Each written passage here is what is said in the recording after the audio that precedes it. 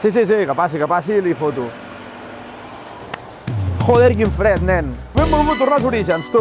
Un bar de carretera que està en un polígon i al costat d'una gasolinera, recordant una mica el primer capítol. Doncs avui ens han promès que aquí darrere, al Loro Charlie, foten uns entrepans que són un escàndol. De fet, de Loro Charlies n'hi ha molts i pel que ens han explicat, cadascú té els seus amos. Heu muntar els mateixos, però després ho agafa diferents persones. Així que vinga, sense més dilació, anem cap aquí dins i descobrim aquests entrepans tan famosos del Loro Charlie de Barberà. Vinga, som-hi!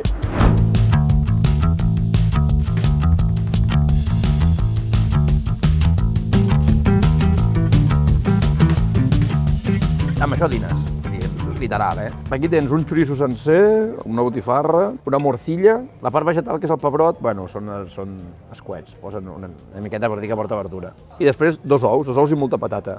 Mira, els ous ferrats aquests a mi molen, són d'aquests que tenen puntilla. Sí que és veritat que n'hi ha un que ha quedat molt fet, un ha quedat massa fet. I l'altre està perfecte, l'altre està clavat, tu. I res, a mi els ferrats m'agraden les patates aquestes llargues per sucar-les. Si no, en aquest cas, jo crec que el millor és els trenquem així una mica, no? Que allò trencar-los, que caigui tot el rovell, així. Es barreja una mica amb les patates. Hi ha una cosa amb això dels bars i restaurants aquests de polígon que no he entès mai. O sigui, jo avui vinc aquí, jalo, ara em fotré tip i tal, i cap problema. Després no haig de fer una cosa gaire física, però jo no m'imagino.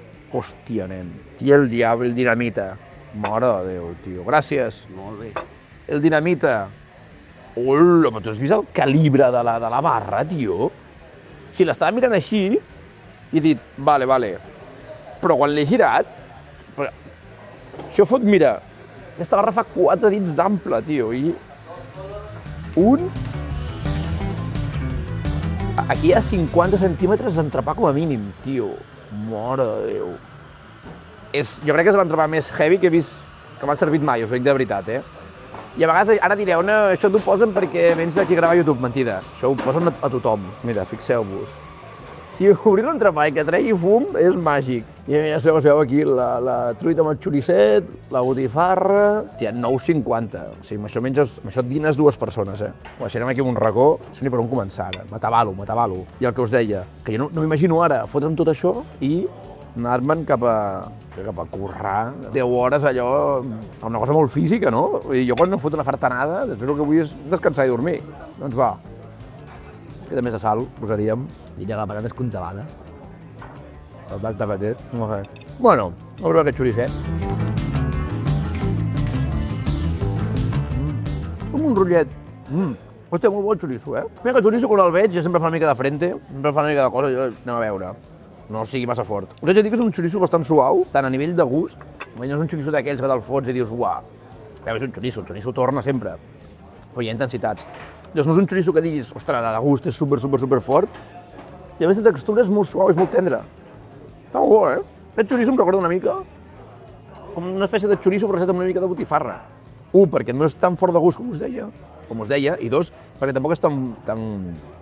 perquè és molt tendre, és molt tendret i està molt bo. Us anava a dir, els trossos. A mi a vegades em fot una mica de mania, quan menjo xoriço, per un record que vaig de trobar trossos molt grans. Quan trobo trossos molt grossos, allò que els notes amb la mossegada, em fot mania. En canvi aquest, està molt ben picada la carn, molt suau, molt equilibrat. Aquí Loro Charlie, bon xoriço, Loro Charlie té un bon xoriço.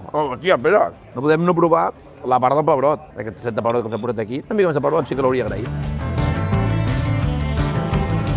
El pebrot fregit és una cosa que s'ha de fer més. Sabeu que us passa a casa que a vegades teniu pebrots a la nevera verds d'aquests allargats italians que us han quedat allà? I us ara què collons foto d'això? Fregiu els pebrots, tu, poseu-vos a l'air fryer. Una solució boníssima per menjar-te'ls, perquè en cru, pebrot fa mandreta. I anem amb la morcilla. La morcilla una mica més contundent. La morcilla, la carn està molt picadeta, està molt picada. Aquí no s'aprecia arròs, o sigui, morcilla de ceba, deu ser. Bé, m'agrada més el xoriço que la morcilla, haig de dir. No és dolenta, Sí que la trobo, pel meu gust, ja sabeu que sempre parlo, pel meu gust, un punt massa especiada. I això, bueno, no és cosa d'ells, al final pots comprar una morcilla que els agrada, està bé, és bona, de gust, de textura, està bé, molt piradeta, molt fineta. A mi la morcilla sí que si porta arròs, bueno, si porta arròs evidentment es veu més, però és que són de ceba, m'agrada més trobar-m'hi els trossos de ceba i en aquest cas, sí, la morcilla sabem que és un tipus de botifarra que està especiada, però en aquest punt per mi que està un punt més especiada. Aviam, sí i no, és a dir, és un plat que està bé, és bo, l'únic que al final hem de ser conscients que aquí t'acabes afartant de patata per 12 euros. Aleshores, potser, si vens aquí al Loro Charlie amb un pressupost de 12 euros, te'n pots anar cap a plats, cap a brases o cap a plats que portin potser més proteïna o més tall que no ofertar-te de patata fregida. Jo sincerament no sé ni per on començar amb aquest entrepà, us ho dic en sèrio. La que fot rabiar els entrepans és quan ja veus que et tacaràs perquè ja desmunten tot. Una mica com les hamburgueses, que foten bona pinta quan estan al plat i llavors dius, ara me la menjaré, i es comença a desmuntar, a caure per tot arreu, a regalimar. Que voleu riure i voleu veure com intento fotre aquest entrepà així sencer, i intentaré fotre una mossegada, mira. La botifarra està bona. El tabasco crec que te'l porten a part perquè no em porta, així que li fotrem unes gotetes de El tabasco aquí és tamany industrial, és el gran. Vinga, alegria. A les 8 del matí, una mica de tabasco, és el que ens demana el cos, tu. Mira, mira, ja, no, paro, perquè o sigui, se'n desmuntarà tot l'entrepà i l'Àlex el tenim aquí darrere, al final no jalarà res, pobre. Mira, jo vull agafar tallet d'aquí al mig. Ara. Mira, m'he llepat un dit i ja li noto el punt de tabasco, el picantet. Ara, aquest és el tall bo que volia jo. Aquí tenim de tot, ja cau, la truita amb xoriço, l'allioli, la botifarra.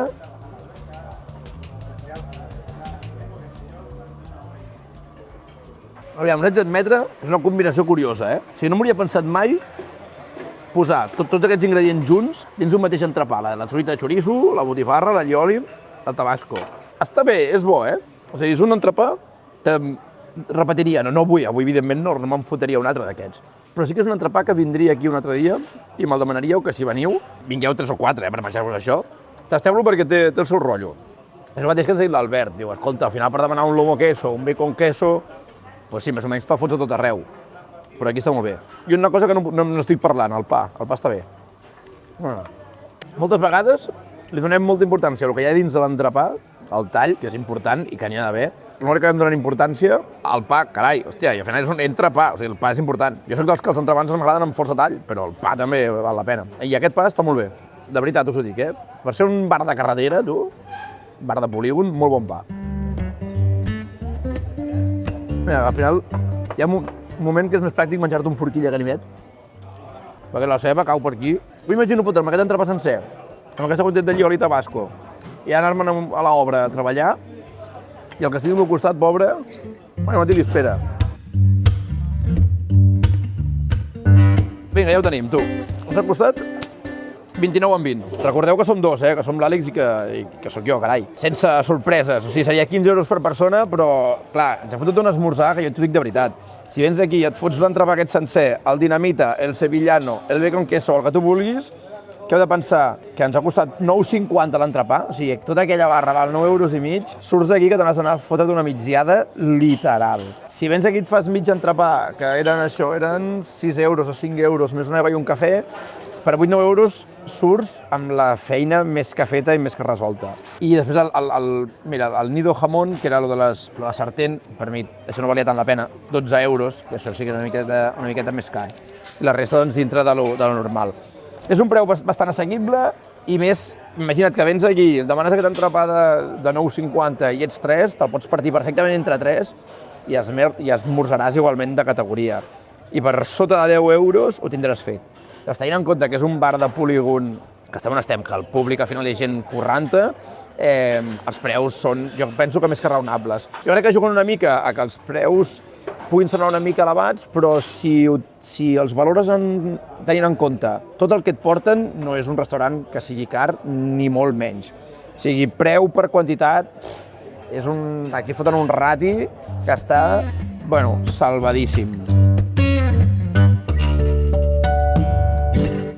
Menys mal que m'ha agafat forces, perquè la que m'espera ara és bona. Avui, mira, he posat una camisa i unes sabates ja especials per l'ocasió, perquè vaig a fer de llenyataire. Va, de llenyataire o treballs de fusta, no ho tinc gaire clar. Vaig cap al Montseny, que m'espera l'Aleix, que ens explicarà tot sobre el món de la fusta. Així que vinga, vine amb mi, carretera i manta. Ui, que em mato! I ara el baixo, no? Baixes.